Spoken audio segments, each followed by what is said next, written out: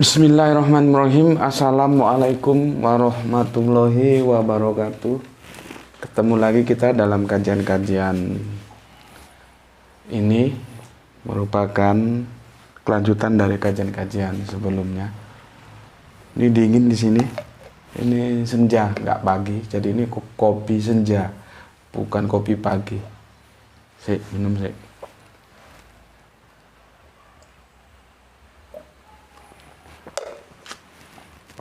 Kajian kita kali ini adalah apoteosis, ya. Gini tulisannya.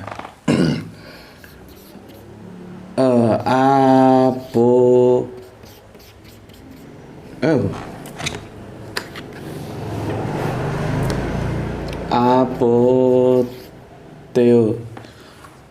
Sebentar, aku takut keliru nanti, sebab ini menjadi idiom.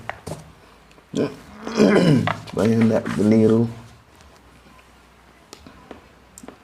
Iya, pakai H. Pakai H. Ini enggak pakai H.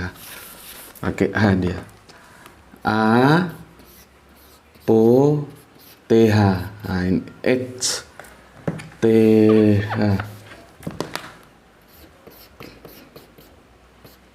Teosis, ya. Ini atau kata lainnya itu deifikasi.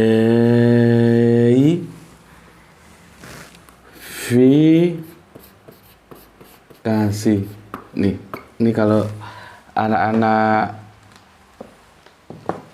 teologis yang sekolah di sekolah tinggi teologi familiar dengan istilah ini. Apa sih apoteosis itu? Sebelum aku menjelaskan apoteosis, aku akan menjelaskan dulu bahwa ini merupakan pembekalan supaya kalian nanti tidak begitu sulit memahami kajian-kajian berikutnya tentang bagaimana kita mengenal Yesus dengan benar, begitu, ya. Karena nanti kita akan mendiskusikan ayat-ayat yang sering digunakan oleh teman-teman Tritunggal untuk mengatakan bahwa Yesus itu Allah, begitu. Dan nanti kita akan bersentuhan dengan ayat seperti ini, misalnya bahwa aku dan Bapa adalah satu. Nah, gitu. Terus ayat yang mengatakan bahwa Yesus mengatakan di kitab Wahyu itu, aku adalah Alfa dan Omega. Nah, begitu. Padahal yang namanya Alfa Omega itu nama gelar yang dimiliki Allah atau Allah gitu.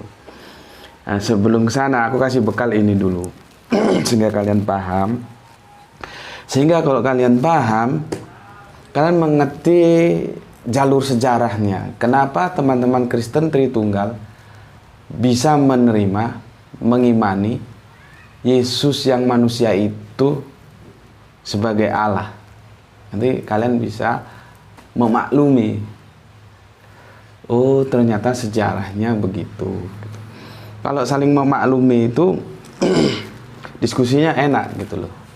Yang repot kalau satunya nggak tahu, satunya juga nggak tahu, jadi kacau. Jadi argumentasi akademiknya nggak ada, yang ada cuman saling menyerang pribadi, dan itu tidak bagus dalam sebuah diskusi. Ya, sekarang aku akan jelaskan apa terminologi apoteosis itu atau deifikasi itu adalah menjadikan Allah, ya, kepada yang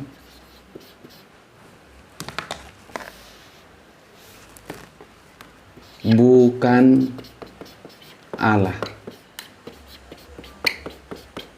Nih. Jadi apoteosis itu adalah menjadikan Allah yang sesungguhnya dia bukan Allah. Ini apoteosis. Atau bagaimana yang ini disebut dengan transenden, ya, yang ini disebut dengan imanen, ya. Bagaimana yang imanen itu diangkat menjadi yang transenden, itu sama aja. Seperti ini sama aja. Mau pakai yang menjadikan Allah kepada yang bukan Allah, atau menjadikan yang imanen itu diangkat menjadi yang transenden. Terserah mau terminologi yang mana, tapi intinya seperti itu. Itulah namanya apoteosis atau deifikasi.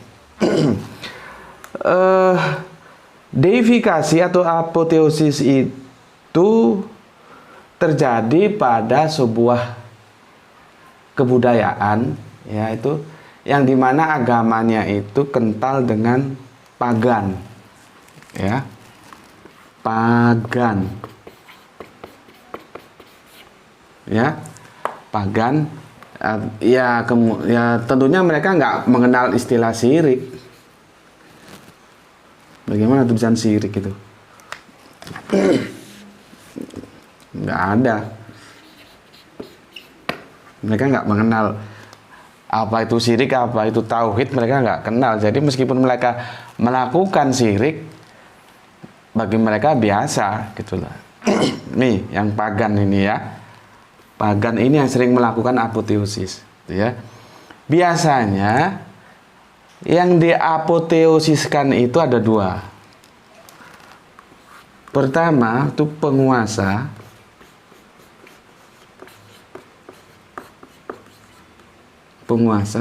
atau pahlawan. Pahlawan itu orang-orang yang berjasa bagi mereka.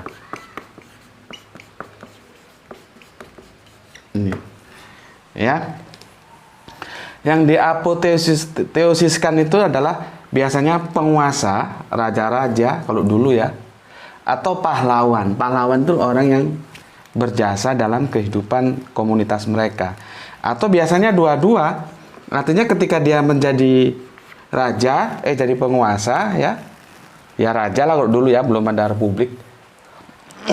Maka dia juga menjadi pahlawan. Maka orang-orang seperti ini itu mereka anggap, ya, di samping mereka punya dewa-dewa, ya, itu diangkat menjadi manusia setengah dewa atau apa bahasa lainnya, menjadi dewa, ya. Itulah yang disebut ini apoteosis ini.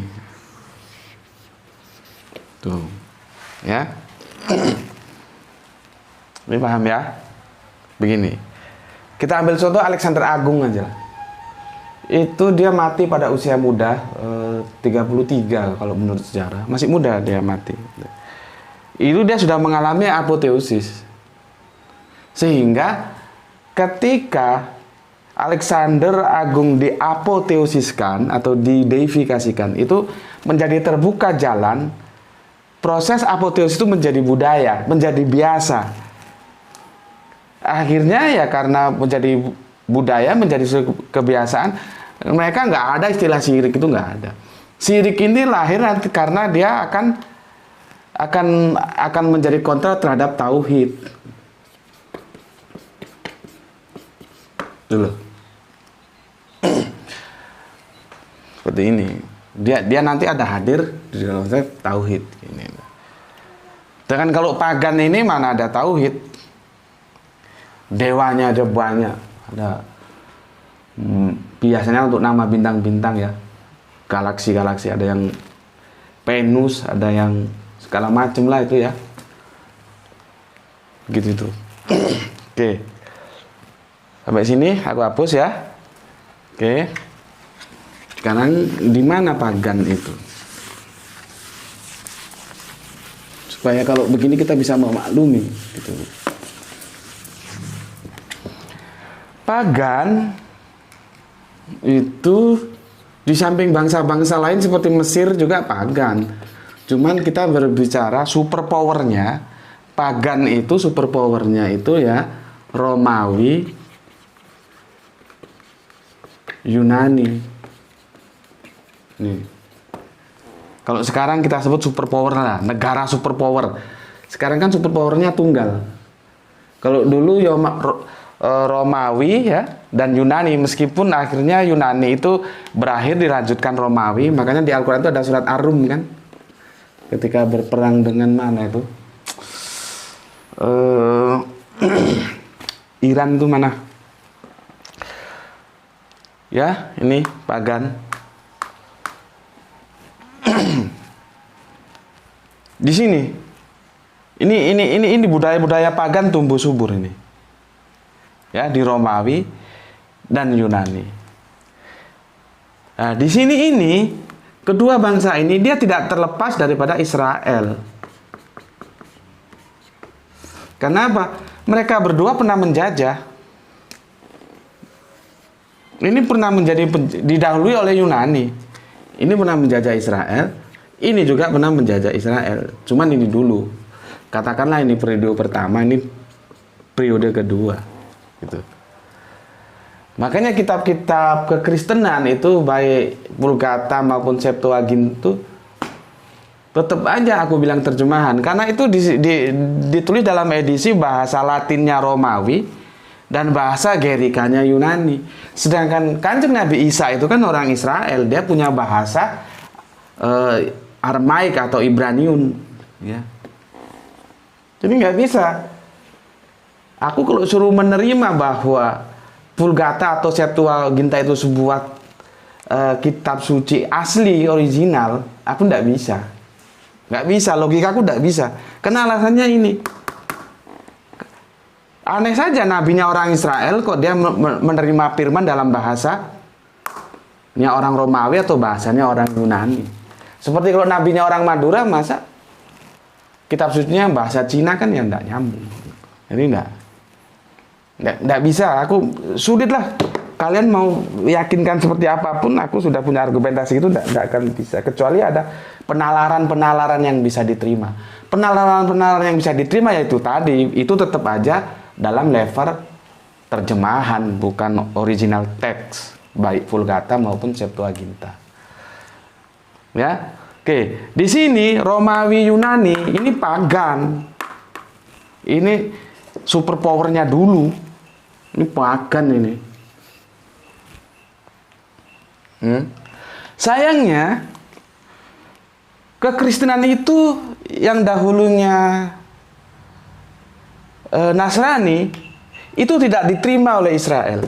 Itu loh yang menjadi sebuah ya patut disesalkan ya. Seandainya nggak usah semua menerima, 10% saja ada masyarakat orang Israel yang menerima untuk menjadi Nasrani, itu kekristenan tidak akan kehilangan jejak Yahudinya gitu. Sebab bagaimanapun 10 murid pilihan Yesus ya, kalau di Al-Quran dikenal sebagai Hawariun, itu seperti Yesus sendiri awalnya ya Yahudi, seperti di sini dijelaskan, menguak kekristenan Yahudi perdana. Di sini terjadi bisa dibilang evolusi ya, bukan revolusi, evolusi dari Yahudi ke Nasrani yang kemudian menjadi Kristen itu. Ini mereka Yahudi.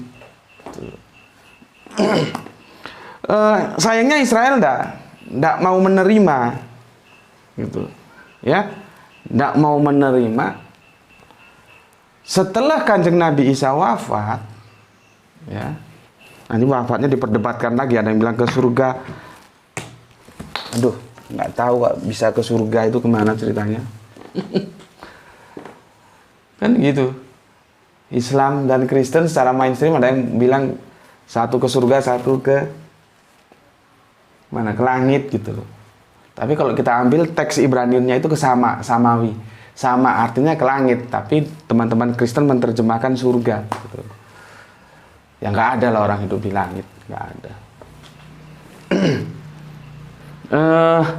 Akhirnya setelah Kanjeng Nabi Isa Nanti kalau aku bilang wafat kalian nggak terima, supaya lebih aman lagi kita hindari dulu perdebatan itu. Setelah Kanjeng Nabi Isa rehat, nah ngunai wis aman wis. Rehat ya. Kemudian dilanjutkan oleh para Hawariyun itu yang dikomandani oleh Petrus. Itu ya. Dikomandani oleh Petrus. Terus masuklah sosok bajingan, karena dulu dia tukang bantai pengikut Kanjeng Nabi Isa.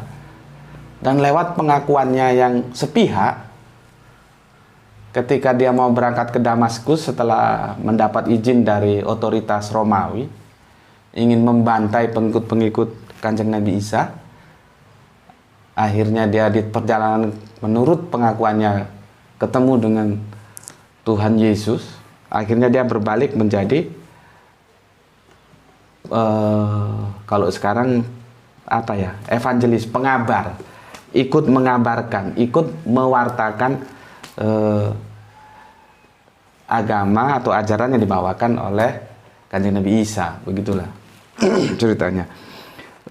Paulus tidak pernah menyebut bahwa Yesus itu Allah loh ya. Dia bilang ketemu Tuhan gitu. Oh Tuhan. Jadi nggak pernah. Tapi gimana ya, kalian itu sudah dikasih tahu juga, bodohnya itu nggak hilang-hilang gitu apa.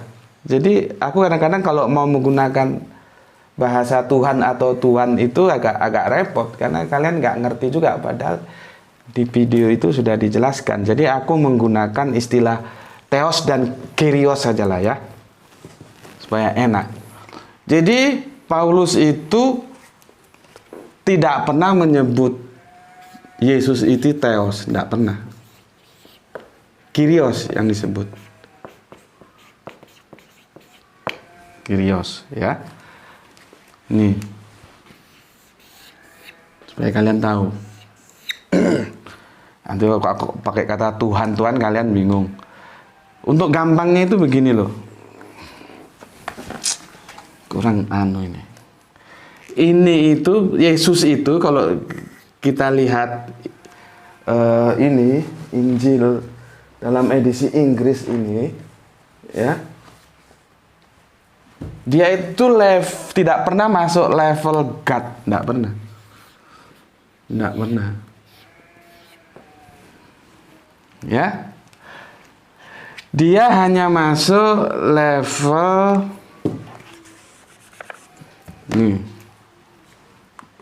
Lord. Nih ya.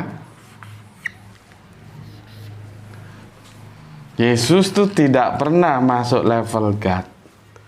Dia levelnya Lord. Ya. Makanya kalau kita lihat ya, dia tidak pernah disebut Theos, tapi disebut Kyrios. Ya.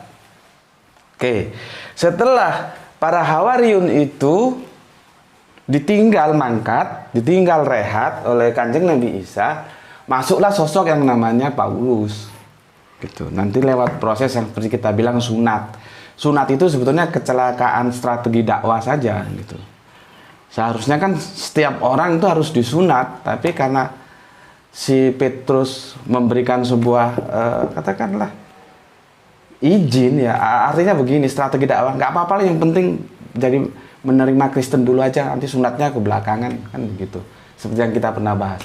Akhirnya kebablasan sampai sekarang orang Kristen nggak sunat. Nggak sunat. Mau bilang sunat hati, sunat apa kek, faktanya Yesus sunat daging gitu loh. Jadi nggak usah bermain-main apologetik di sunat hati. Ya. Kemudian berikutnya, kekristenan yang lewat Hawariyun ini, diantaranya itu nanti itu memang komando tetap di tangan Petrus ya, tetapi pelaku lapangannya itu Barnabas. Itu untuk orang-orang yang orang-orang yang bersunat ya, Barnabas dan kawan-kawannya. Sementara Paulus untuk orang-orang yang tidak bersunat. Lah karena Israel tidak menerima Nasrani atau Kristen, dan terbukti sampai sekarang mereka tetap eksis di Yahudinya, akhirnya ke Nasrani ya, yang dibawakan oleh para Hawariun ini lama-lama punah. Justru yang berkembang ke dunia sekarang ini adalah apa yang disampaikan oleh Paulus. Gitu loh. Ya. Yang berkembang apa yang disampaikan Paulus, sehingga tanpa jasa Paulus kekristenan sebetulnya selesai. Disitulah Michael Hart harus membagi jasa antara Yesus dan Paulus dalam kekristenan. Di buku yang 100 tokoh terkenal itu. Oke. Sekarang aku hapus.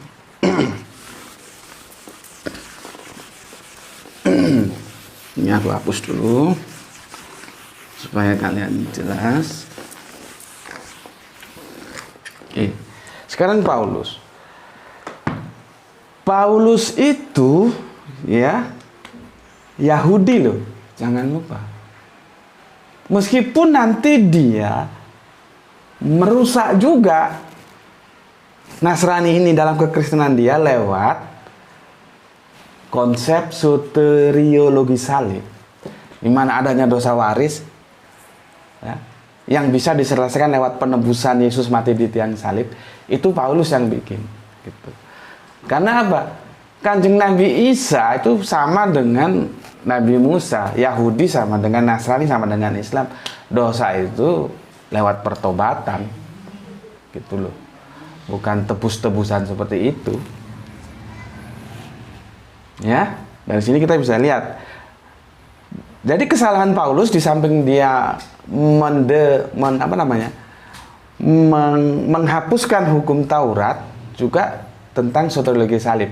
Di dua itu yang nampak ya.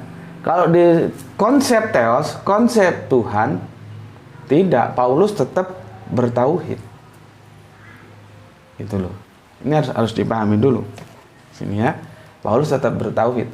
Kalau misalkan ada dari peor-peor ini, justru aku senang kalau Anda bisa buktikan di mana Paulus mengatakan bahwa Yesus itu Allah. Di ayat mana? Kita boleh diskusi. Di sini ya. Ini Paulus tidak pernah mengatakan Yesus itu Allah. Ya. Oke.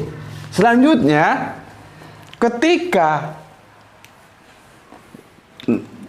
Nasrani atau Kristen ya, itu dia keluar dari Israel, teritorial Israel, dia berhadapan dengan dunia pagan ini. Ini pagan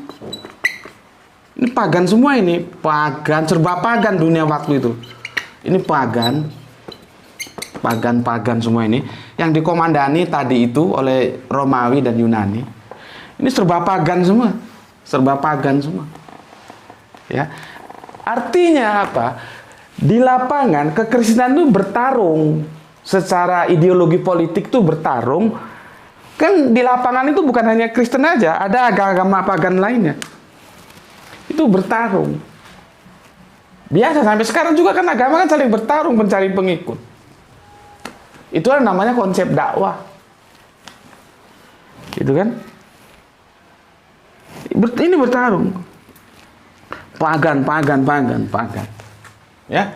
Di dalam pertarungan inilah ya, Kristen itu harus menentukan sikap, konsep Tuhan itu seperti apa. Itu loh. Ideologi politiknya itu dia harus menentukan sikap. Situ. Oke, sikap Paulus jelas. Nih ya. Aku bacakan. Di 1 Korintus 8:5-6 ya. Paulus ya di 1 Korintus 8 ayat 6. Ya. 1 Korintus 8 ayat 6. Ya. Bisa kita lihat di sini supaya kalian tahu duduk permasalahannya gitu deh. Korintus Kita kehilangan waktu kalau kalau begini ya. Belum aku siapkan. Nih, begini aku baca. Namun bagi kita hanya ada satu Allah saja, satu Allah, yaitu Bapa, yang daripadanya berasal dari segala sesuatu dan yang untuk Dia kita hidup, dan satu Tuhan saja, yaitu Yesus Kristus, yang olehnya segala sesuatu telah dijadikan dan yang karena Dia kita hidup. Ayat ini ya diawali dengan begini. Ini kan surat yang nomor 6, nomor 5 gini. Sebab sungguh pun ada banyak yang disebut Allah baik di sorga maupun di bumi, dan memang benar ada banyak Allah dan banyak Tuhan yang demikian. Namun bagi kita itu hanya satu Allah. Itu loh kata si Paulus. Bagi mereka banyak Allah, banyak, ini kan pagan. Jadi Allahnya satu, Tuhannya satu. Allahnya itu Bapa, itu yang mereka panggil Bapa, Tuhannya itu yang Yesus itu. Itu loh. Jadi dalam konteks ini itu pertarungan penentuan konsep Tuhan. Ketika dia bertarung dalam menghadapi para pagan-pagan ini. Gitu. Karena apa? Dulu itu jadi pengikut Yesus itu bukan sesuatu yang enak. Dia dihimpit oleh dua kekuasaan, ya, kekuasaan Romawi dan kekuasaan sosial dari Yahudi. Gitu. Makanya Yesus mengeluarkan ayat demikian. Ayat ini favorit tentang ular ini, yang tetapi disalahpahami juga ayat ini, ya. Matius 10. Sebentar aku lihat. Matius 10 ya. Matius 10:6. Aku tulis di sini supaya kalian bisa lihat. Matius 10 ayat 6 ya. Tadi 1 Korintus 8 ayat 6 juga. Begini. Lihatlah aku, Yesus maksudnya, lihatlah aku mengutus kamu seperti domba ke tengah-tengah serigala.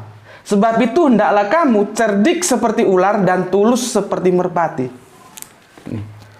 Yesus sudah menggambarkan bagaimana nanti langkah dakwah itu akan bukan sesuatu yang jalan tol, bukan. Dia akan menemui menghadapi sebuah ketidaknyamanan, sebuah pertarungan di lapangan yang sangat sengit. Makanya engkau harus seperti yang dia bilang tadi, cerdik seperti ular dan tulus seperti merpati. Loh, bahasanya bagus kan? Ya, aku ulangi lagi. Lihat aku mengutus kamu seperti domba di tengah ini serigala-serigala pagan ini ya. Ya. Sebab itu hendaklah kamu cerdik seperti ular dan tulus seperti merpati. Tuh. Dari kapan dia cerdik, kapan dia tulus, kapan dia cerdik, kapan dia harus cerdik dan tulus, harus ngerti. Sebetulnya ayat ini intinya itu Kanjeng Nabi itu menyampaikan kepada Hawariun, para murid, kamu nanti kalau menyebarkan ajaran ini yang aku bawa, kalian sebagai penerusku, itu nggak gampang, nggak mudah. Kalian harus cerdik seperti ular dan tulus seperti merpati, karena kamu itu bagaikan domba di tengah serigala. Serigalanya ya ini, pagan-pagan ini dan tua-tua Yahudi ini. Gitu loh. Itu dalam konteks teritorial Israel. Tapi ternyata konteks itu juga berlaku ketika dia sudah keluar dari teritorial Israel, tetap berhadapan dengan pagan-pagan ini. Gitu. Ya. Sayangnya ayat itu disalahgunakan oleh para misionaris ya. Karena saya dapat cerita dari teman yang dia doktor, alhamdulillah sudah bersahadat. Dulu dia menggunakan ayat itu untuk melakukan penginjilan dengan cara apapun. Jadi itu seperti ayat untuk melegalkan melakukan penginjilan dengan cara apapun legal gitu. Padahal tidak, maksud ayat itu bukan begitu. Itu disalahpahami oleh gerakan-gerakan misionaris. Tidak begitu maksudnya. Dan aku juga dapat informasi dari temanku, dia seorang pendeta, dia doktor juga. Dia menjelaskan seperti yang aku jelaskan tadi ini, bahwa ayat itu memberikan sebuah rambu-rambu, sebuah informasi bahwa kamu nanti berdakwah itu nggak gampang loh ya. Kamu ada di dua himpitan yang jelas antara tua-tua Yahudi di Israel itu dan para pagan-pagan ini. Dan itu terjadi. Akhirnya jadilah Tritunggal itu dalam konsep teos. Ya, terjadi Tritunggal itu dalam konsep teos, di mana dia akan mempertahankan tauhid yang diwarisi dari Yahudi, tetapi dia juga akan mengadopsi kejamakan Allah dari para pagan-pagan ini. Gitu. Di sini kita tidak tahu, karena ada dua kemungkinan. Pertama, itu terjadi secara alami, artinya itu sinkritisme antara tauhid Yahudi dengan pagan-pagan di luar Yahudi, terjadi sinkritisme jadi satu. Karena kan Konstantin abad keempat dia menjadi Kristen. Sejak itu kekristenan mendapat angin segar kan. Tetapi jangan lupa, Konstantin awalnya pagan, bukan cek kosong. Selera pagannya juga kan harus masuk ke kekristenan. Kan seperti itu. Ya. Pertama tadi, mungkin saja itu terjadi sinkritisme, artinya ya memang terjadi secara alami. Bisa terjadi itu kekalahan, tapi tidak kalah telak kekristenan ini ketika berhadapan dengan pagan-pagan ini. Kenapa tidak kalah telak? Karena mereka bukan menyembah Allah yang tiga loh ya, tapi tiga dalam satu, satu dalam tiga. Ketauhidannya itu salah satu dia tetap tauhid, tapi salah satu dia juga syirik. Nah, inilah yang disebut Tritunggal, bukan tri. Juga bukan tunggal, tetapi Tritunggal. Yang di sini aku cari beberapa referensi. Ketika terjadi kontaminasi Tritunggal dari tauhid ke Tritunggal, Paulus itu ada di mana? Ini aku sampai sekarang belum menemukan referensi yang kuat. Kenapa Paulus membiarkan itu? Tetapi walaupun aku belum menemukan referensi yang kuat, kenapa Paulus membiarkan konsep ketuhanan Kristen menjadi Tritunggal, tapi aku bisa jamin, seperti tadi aku bilang, dalam kitab ini Paulus tidak pernah mengakui Yesus sebagai Allah. Itu loh. Jadi dia tetap, kalau aku berpegang pada Alkitab, Paulus tetap bertauhid. Kecuali ada informasi lain yang mengatakan Paulus Tritunggal, ya mari sampaikan. Tapi nanti aku akan uji dengan perjanjian baru, dengan Injil. Akan aku uji lewat surat-surat Paulus, baik yang di Antioquia, baik yang di Roma dan di lain-lainnya. Pernah nggak dia ngomong Yesus itu Allah? Kan nggak pernah. Begitu, ya. Jadi begitulah. Karena bersentuhan dengan pagan-pagan, akhirnya Yesus itu menjadi diapoteosiskan, dideifikasikan, dijadikan Allah. Gitu. Sejarahnya seperti itu. Sebentar, lihat dulu udah berapa lama kita ngobrol. Ini agak error ini. Yang penting udah kebablasan.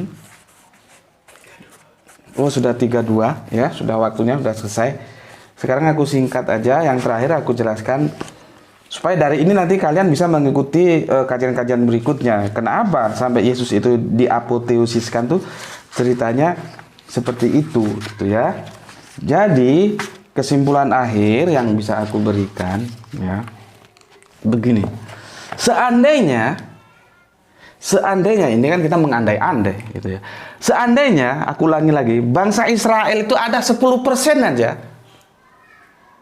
10% saja dari mereka menerima Nasrani dan itu hidup langgeng sampai sekarang. Di situ akan tidak kehilangan jejak kekristenan. Mereka tetap bertauhid. Dan kita tidak akan pernah menemukan bahwa Yesus itu diapoteosiskan atau mengalami deifikasi. Hanya dalam konteks pertarungan di lapangan inilah akhirnya Yesus menjadi diapoteosiskan. Ya, cuman demikian, walaupun Israel ini menolak, kita masih mendapatkan sisa-sisa tauhid itu di Kristen dari Saksi Yehova dan Kristen Tauhid juga Mormon, ya. kapan-kapan kita bicara tentang Mormon. Tetapi Mormon itu di samping menerima kitab Bible ini, mereka juga punya kitab sendiri lagi. Ini agak ruwet juga ini nanti mempelajarinya. Ya. Nanti kapan-kapan kalau ada waktu kita bicara sekilas tentang bagaimana Mormon itu. Aku kira itu ya yang bisa aku sampaikan. Jadi ini kita sekedar membuka wawasan sejarah saja ya. Bagaimana cara kita memandang Yesus ya sebagai oknum yang berasal dari dunia adikodrati, diceritakan begitu. Terus turun ke bumi menjadi manusia ya. Adikodrati itu maksudnya Allah turun ke bumi menjadi manusia ya. Jadi kalau mereka kan teman-teman Kristen kan biasanya begini, Yesus itu bukan manusia yang menjadi Allah, karena bagaimana mungkin manusia bisa menjadi Allah, tetapi Allah yang turun menjadi manusia, kan begitu. Ya, cerita Yesus turun dari Allah menjadi manusia itu tidak akan pernah kita dengar, tidak akan pernah menjadi sebuah keimanan seandainya tidak ada pertarungan lapangan dengan pagan-pagan ini. Gitu ya. Tetapi karena ada pertarungan di lapangan, akhirnya diapoteosiskan. Maka mereka menerima Allah menjadi manusia, yaitu pada Yesus. Dengan argumentasi logika, Allah bisa jadi apa saja, termasuk jadi manusia. Cuman kan logika ini bisa kita balik juga. Lah kalau Yesus sudah jadi manusia, berarti dia tidak bisa menjadi Allah lagi kan? Karena kan harus linier. Gitu loh. Ketika kita sudah sepakat bahwa Yesus itu bukan manusia yang menjadi Allah, oke. Karena apa? Karena manusia tidak bisa menjadi Allah, oke, setuju. Yesus itu adalah Allah yang menjadi manusia, oke. Berarti kalau Yesus sudah menjadi manusia, dia tidak bisa lagi jadi Allah. Orang sudah jadi manusia kok. Ya kan? Gitu. Oke. Itu tadi sebuah kilasan sejarah supaya kalian juga paham, bisa memaklumi teman-teman Kristen bagaimana mereka menganggap Yesus itu sebagai Allah dari proses apoteosis. Oke, Assalamualaikum warahmatullahi wabarakatuh. Maaf kalau ada salah kata. Terima kasih untuk Anda semuanya.